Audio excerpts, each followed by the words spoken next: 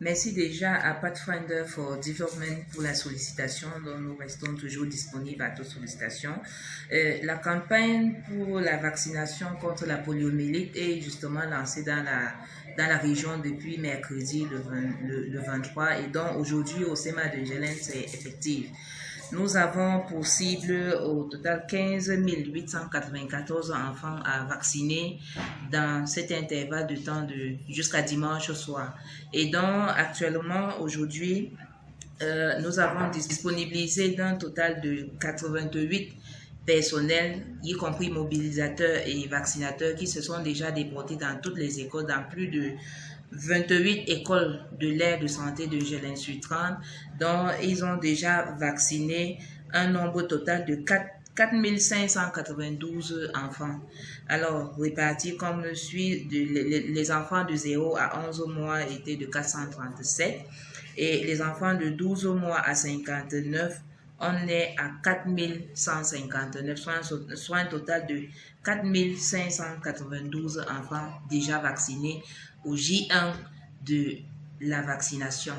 Donc, les chiffres sont plutôt prometteurs et nous, dès le deuxième jour, les activités vont se poursuivre pour qu'au fil de ces 5 jours alloués, qu'on puisse atteindre notre cible de 15 894 enfants.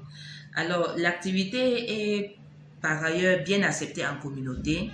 La sensibilisation a été faite dans les différents départements, dans les différents ministères. Quand je dis différents ministères, le Mineduc justement en a aussi sensibilisé ses personnels, tous les enseignants, tous les directeurs des écoles, et la collaboration a été facile à leur endroit.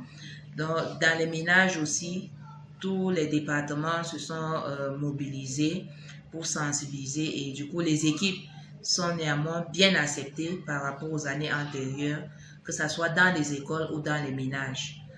Donc, ceci dit, cette année, ce taux de riposte à la poliomyélite dans la région de l'Ouest, particulièrement dans mon aire de santé, c'est l'aire de Gelen, pourra être un grand succès. La poliomyélite, déjà, c'est une maladie justement infectieuse qui est véhiculée par le virus poliovirus et s'attrape justement à travers des eaux souillées, l'alimentation souillée, des défauts d'hygiène de main, l'eau de boisson non potabilisée.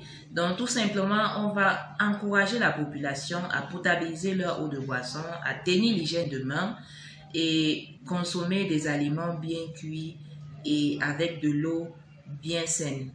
Donc, pour cela, le message est passé à la communauté. Nous saisissons l'opportunité pour sensibiliser la population en continu, d'accepter justement ces gouttes, 2 gouttes orales qu'on administre par la bouche et qui visent à réduire la contamination au poliovirus. Les personnes, on va rappeler justement que le poliovirus peut se retrouver chez des personnes saines encore, d'où certaines personnes ne vont pas manifester directement la symptomatologie, mais ceux qui développent déjà la symptomatologie, telle que les paralysies des membres inférieurs, fatigabilité, faible musculaire, devront se rendre dans les formations sanitaires pour pouvoir bénéficier du traitement et afin qu'on puisse aussi limiter cette épidémie à poliovirus dans la région ou dans le pays.